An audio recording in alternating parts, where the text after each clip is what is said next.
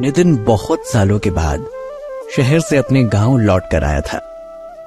शहर में रहकर उसने कंस्ट्रक्शन के बिजनेस में बहुत सारा पैसा कमाया था। अब वो अपना बिजनेस अपने गांव में भी फैलाना चाहता था। इसीलिए उसने कुछ दिनों तक गांव में रुकने का फैसला किया। एक दिन ऐसे ही किसी प्रॉपर्टी को देखने के सिलसिले में जब वो अपने घर से निकला तो रास्ते में उसे पुराने शिक्षक मिल गए।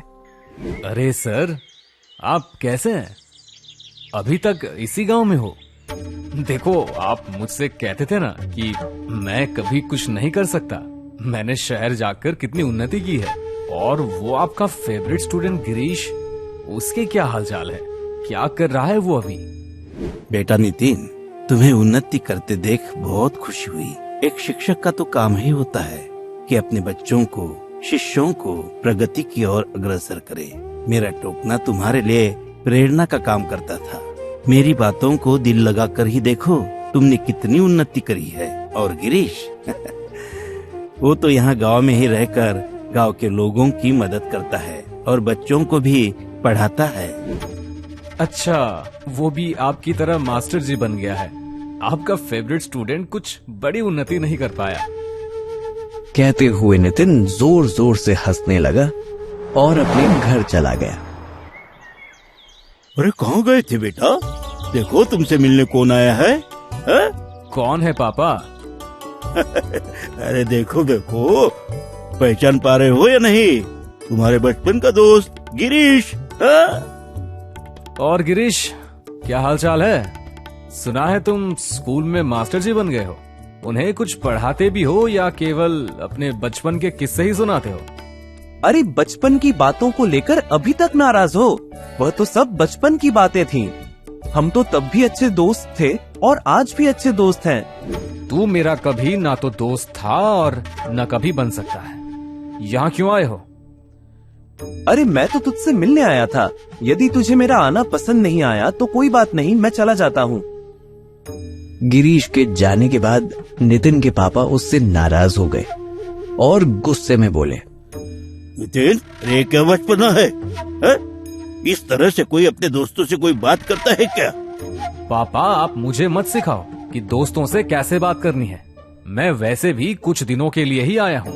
मुझे उस गिरीश से कोई लेना देना नहीं है। अब वो गरीब लड़का नहीं रहा जिसकी गांव में कोई इज्जत नहीं थी। अब गांव में हर कोई गिरीश को बहुत मानता है। सबकी सुख दुख में हमेशा खड़ा रहने वाला गिरीश अब देखो चुनाव में भी खड़े होने वाला है, समझे? पापा, ये क्या कह रहे हो? गिरीश चुनाव में खड़े होने वाला है? हाँ बेटा, गिरीश चुनाव में खड़े होने वाला है क्योंकि गांव में इस वक्त वही सबसे ज्यादा पढ़ा लिखा है। सरकारी योजनाओं का फायदा वही पूरे गांव को आसानी से दिलवा सकता है। इसलिए गांव वाले लोगों ने ही उसे चुनाव में खड़े होने के लिए कहा है। यदि गिरीश चुनाव जीत गया तो लोग उसे और ज्यादा पसंद करने लगेंगे।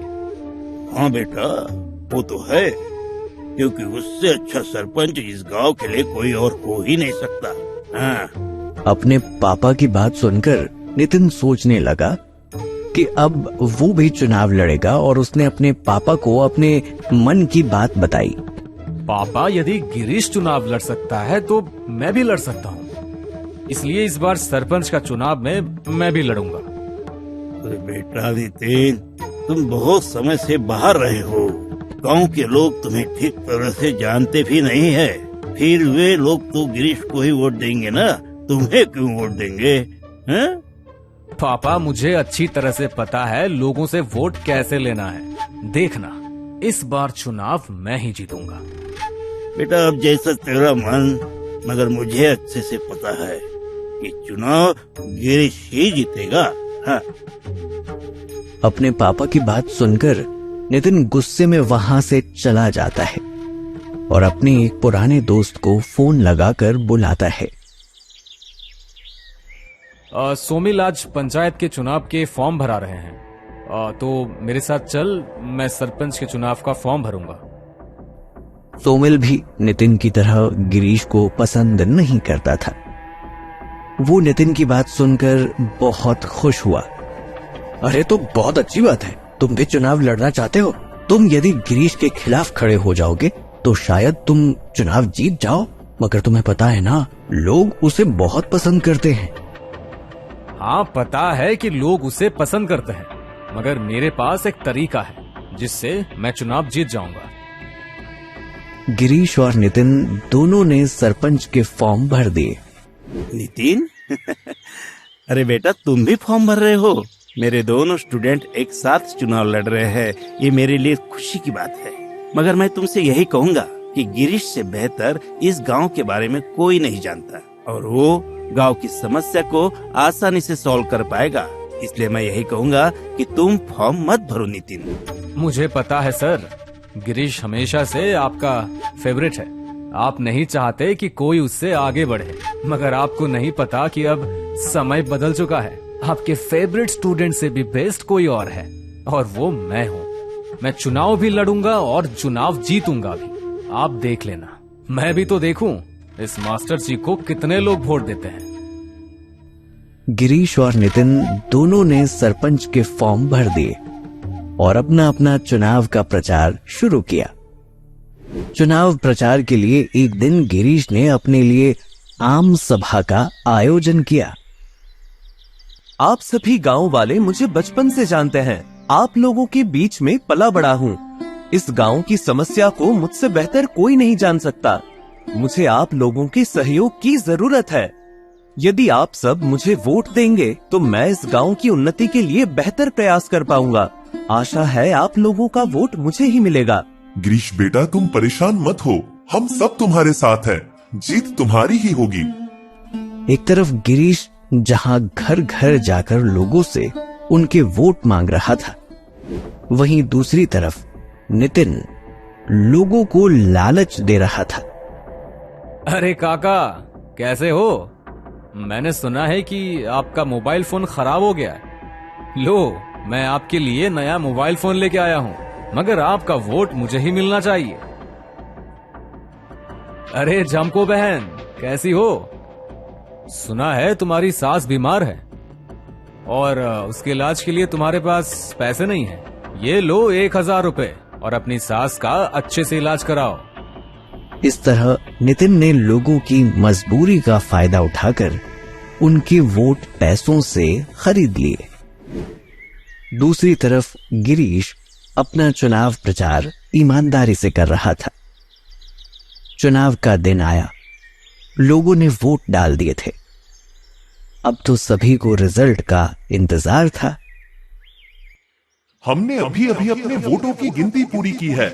इस बार नीतीश मुंशी 4000 वोटों से जीते। ये खबर सुनकर नितिन और सोमिल दोनों बहुत खुश हुए। बहुत बहुत बधाई हो नितिन, आखिरकार तुम्हारी मेहनत रंग लाई। तुम चुनाव जीत गए। मेरी मेहनत और गांव वालों की समझदारी दोनों ने एक साथ रंग दिखाया। उन लोगों ने मास्टर जी से ज्यादा बिजनेसमैन को चुनना पसंद किया।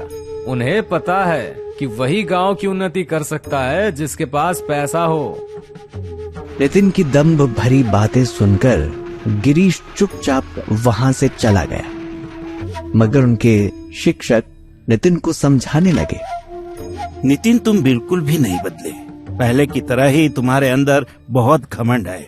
गिरीश को देखो, वो किसी से भी बात करता है तो कितनी समझदारी से करता है, और तुम बचपन से लेकर आप हमेशा ही गिरीश को पसंद करते आए हो। वो आज भी आपका फेवरेट इसीलिए है क्योंकि वो भी आपकी तरह मास्टर है। नितिन की बातों का कोई जवाब दिए बिना वो चुपचाप वहां से चले गए। आप लोगों का बहुत बहुत शुक्रिया कि आप लोगों ने मुझे वोट दिया। मैं चुनाव जीत गया हूं, इसलिए मैं कल आप सब लोगों के लिए पार्टी रखता हूं। कल सब लोग रात को मेरे घर खाने पर आमंत्रित है। नितिन अपने चुनाव जीतने की खुशी में बहुत बड़ी पार्टी रखता है। लोगों के लिए खाने पीने की बहुत अच्छे इंतजाम करता है, मगर बहुत देर तक इंतजार करता रहता है। उसके घर खाने पर कोई नहीं आता है।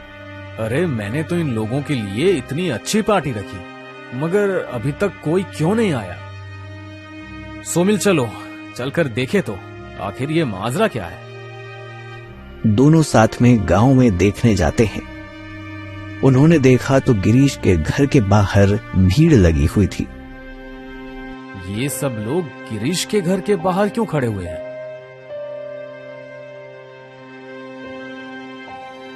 वाह, पैसा मुझसे लिया, मुझे वोट दिया और अब सब लोग गिरीश के साथ खड़े हो। नितिन, मुझे अच्छी तरह से पता है कि लोगों ने तुम्हें वोट नहीं दिए, बल्कि तुमने वोट खरीदे हैं। देखो, अभी गिरीश परेशानी में है, इसलिए नहीं चाहता कि इस समय कोई तमाशा हो। अरे गिरीश भैया के पापा की तबीयत खराब है, हम सब लोग उनके लिए ही यहाँ पर खड़े हैं। बेटा, वह तो चुनाव थे, इसलिए कुछ लोग तुम्हारे साथ हो गए और तुम 5 सालों के लिए सरपंच बन गए। मगर गिरीश और हमारा संबंध तो हमेशा से था और हमेशा बना रहेगा। वह हमेशा हमारे सुख दुख में हमारे साथ खड़ा होता है, तो उसकी तकलीफ के समय हमें भी तो उसके साथ खड़ा होना पड़ेगा। यही हमारी इंसानियत है। अपने शिक्षक की और उस व्यक्ति की बात सुनकर नितिन को समझ में आ जाता है कि लोग गिरीश को क्यों पसंद करते हैं। वो गिरीश के पास जाकर माफी मांगने लगा। गिरीश, मुझे माफ कर दो। मैं हमेशा से तुम्हें नीचा दिखाना चाहता था, इसलिए चुनाव में भी तुम्हारे साथ धोखा किया। मगर अब मैं समझ गया हूँ कि तुम लोगों की निस्वार्थ सेवा करना चाहते हो। मैं 5 सालों तक सरपंच बना रहूंगा, मगर तुम्हें लोगों की सेवा करने में मेरी मदद करनी होगी। हम दोनों मिलकर इस गांव को बेहतर बनाएंगे। बोलो, तुम मेरी मदद करोगे ना? हाँ, क्यों नहीं, मैं तो हमेशा तुम्हारे साथ हूँ। नितिन का ये बदलाव देखकर सभी बहुत खुश हुए। इसके बाद सभी ने मिलकर गांव के विकास के लिए काम करना शुरू कर दिया। तो दोस्तों, इस कहानी से हमें ये सीख मिलती है, सच्चा प्यार और सम्मान कभी भी पैसों से नहीं खरीदा जा सकता।